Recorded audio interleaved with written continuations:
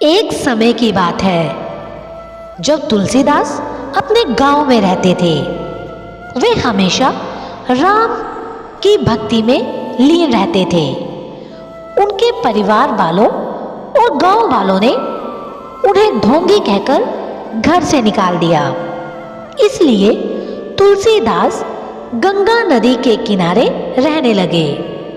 वे भगवान की भक्ति करने लगे।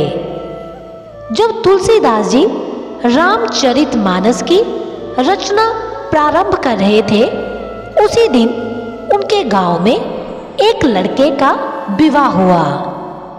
लड़का अपनी नई नवेली दुल्हन को लेकर अपने घर आया। किसी कारणवश रात्रि में उस लड़के की मृत्यु हो गई।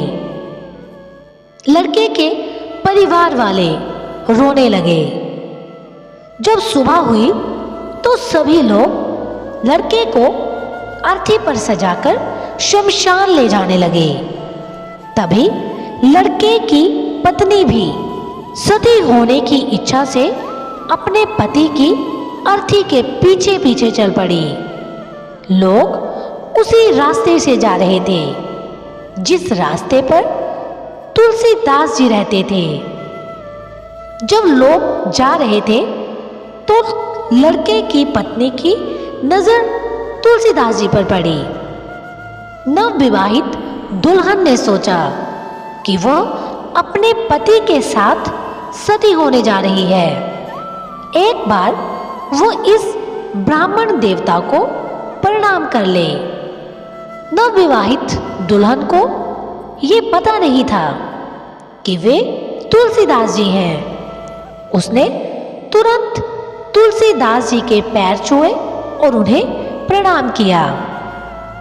तुलसीदास ने उसे अखंड सौभाग्य का आशीर्वाद दिया। ये सुनकर सभी लोग हंसने लगे और बोले, तुलसीदास, हम तो तुम्हें पाखंडी समझते थे, पर तुम तो बहुत बड़े मूर्ख भी हो। इस लड़की का पति मर चुका है। ये अखंड सौभाग्यवती कैसे हो सकती है? सब कहने लगे, तुम भी झूठे हो, तुम्हारे राम भी झूठे हैं। तुलसीदास जी ने कहा, हम भले ही झूठे हों, लेकिन मेरे राम कभी झूठे नहीं हो सकते। सबने कहा, तो फिर प्रमाण दो। तुलसीदास जी ने अर्थी रखवा दी और मृत बालक के पास जाकर उसके कान में फुसफुसाए, राम का नाम सत्य है। उनके इतना कहते ही बालक हिलने लगा। दूसरी बार तुलसीदास जी ने बालक के कान में कहा, राम का नाम सत्य है। बालक थोड़ा होश में आया।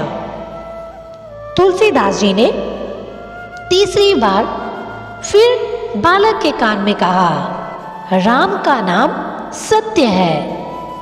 तब मृत बालक अर्थी से उठकर बैठ गया। सभी को आश्चर्य हुआ कि मरा हुआ व्यक्ति जीवित कैसे हो सकता है।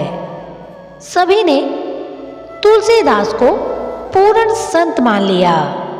वे तुलसीदास जी के चरणों में गिरकर क्षमा मांगने लगे। तुलसीदास जी ने कहा, यदि आप लोग इस मार्ग से यहाँ नहीं जाते तो मुझे राम नाम सत्य होने का प्रमाण कैसे मिलता? ये सब हमारी राम की लीला है। उस दिन से मृतक के पीछे राम नाम सत्य कहने की प्रथा शुरू हो गई। दोस्तों, इस कहानी की सत्यता चाहे कुछ भी हो, लेकिन राम का नाम सत्य है, ये बिल्कुल सटीक बात है। राम का नाम ही बिगड़े हुए काम बनाने वाला है। इसलिए हमें हमेशा राम का नाम सुमिरन करते रहना चाहिए। कहते भी हैं, तन की जाने मन की जाने, जाने चित की चोरी।